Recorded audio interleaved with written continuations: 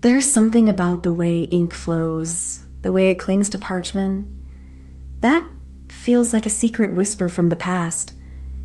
It's not just writing, it's memory, made visible. You can almost hear the silence of the scriptorium, the hushed scratching of quills against vellum, the slow, sacred act of making meaning out of nothing. It's not just the ink, it's the way it transforms, the way it becomes a bridge between the known and the imagined, between the real and the sacred. These manuscripts were not just books. They were portals, holding worlds within their pages, waiting for someone to look closely enough to see them. And now, centuries later, we still look, still wonder, still feel that same pull toward the iridescent, the mysterious, the almost magical. So what exactly are we talking about? We're not just looking at color. We're looking at a kind of alchemy, the transformation of pigment into light, of ink into imagery that seems to shimmer and shift with the eye. These pigments were ground from crushed stones, plants, and even insects, all made into something that could survive centuries, yet still feel alive under the right light. And then there's the illumination, the gold leaf, the lapis lazuli, the ruby dust. These weren't just decorations, they were statements. They made the text glow, like a vision from another world. But the real magic is in the way the light interacts with the ink. It doesn't just show the image, it makes it breathe. It makes it feel as though the page itself is alive, waiting to be read. So when we talk about Inkwell's iridescent imagery, we're not just talking about color. We're talking about presence, about a kind of light that doesn't just illuminate, it illuminates the soul. You might think this is just art for art's sake, but these manuscripts were more than decoration. They were gateways, literal and metaphorical, between the known and the divine. Every stroke of ink, every shimmer of gold, was a message from a world that no longer exists. To look at it is to glimpse the soul of a civilization that once held the universe in its hands. The ink, though simple in form, was a conduit for something far greater. It was the bridge between the human and the holy, the physical and the eternal. In these pages, we see the quiet rebellion of the human spirit, the desire to make something beautiful, to leave something behind, to touch the divine through the mundane. And if you don't care about history, you might still care about the way these images make you feel. They remind us that beauty is not just a thing, it's a truth. We begin in the 12th century, in a monastic scriptorium, where scribes hunched over parchment, their hands stained with the deep, almost black ink of iron gall. The air was thick with the scent of wax, vellum, and burning tallow, and the flicker of candlelight cast long shadows over their work. As they worked, the inkwell sat beside them, its surface dark and smooth like the eye of a storm. The scribe dipped his quill, and the ink flowed, deep and rich, pooling in the hollow of the nib like liquid night. By the 14th century, these inkwells had become more than tools. They were symbols of devotion, of artistry, and of the sacred duty to preserve knowledge. The ink, once just a medium, had become a part of the story itself. And as centuries passed, the inkwell remained, silent and steady, its contents unchanged. Yet within it, the imagination of the scribes had transformed the simple liquid into a shimmering mirror of the divine. Imagine a dragon made of ink, its scales shimmering like the sky before a storm. It's not real, but it's real in a way that makes your mind feel like it's touching something ancient. These pictures are not just art. They're like secret messages from the past, telling stories that our eyes can't see, but our hearts can feel. The ink isn't just black. It's a rainbow hiding in the dark. And when you look closely, you can see it telling a story that's been waiting for you to listen. These pictures are like dreams that were never forgotten. They live in the ink, and they whisper to us if we just listen closely enough. The first step begins in a quiet, dimly lit chamber, where the air is thick with the scent of parchment and aged wood.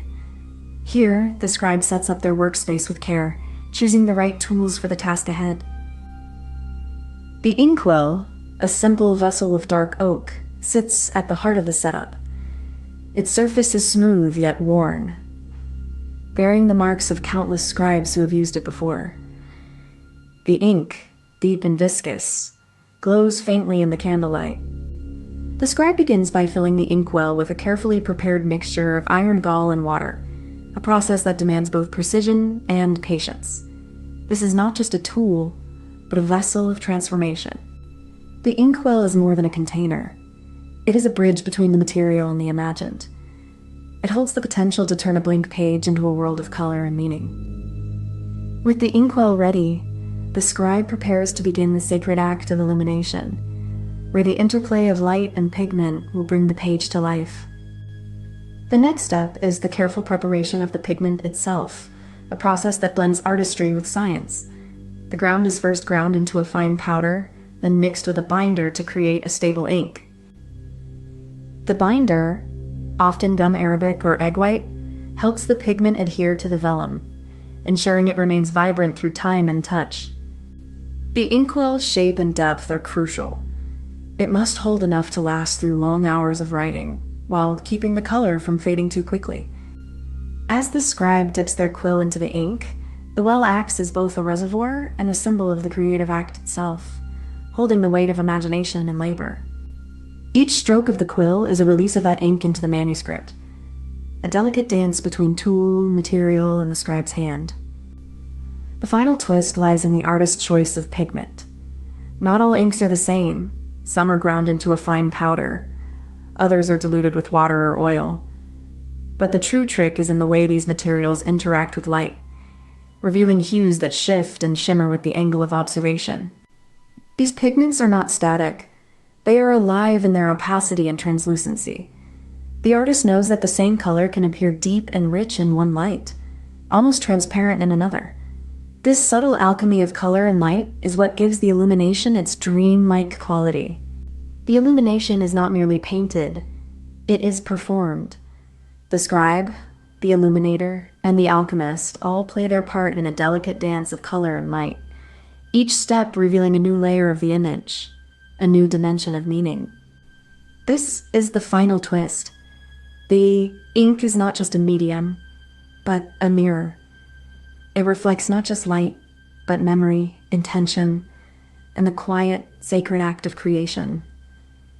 It is in this reflection that the image becomes more than art.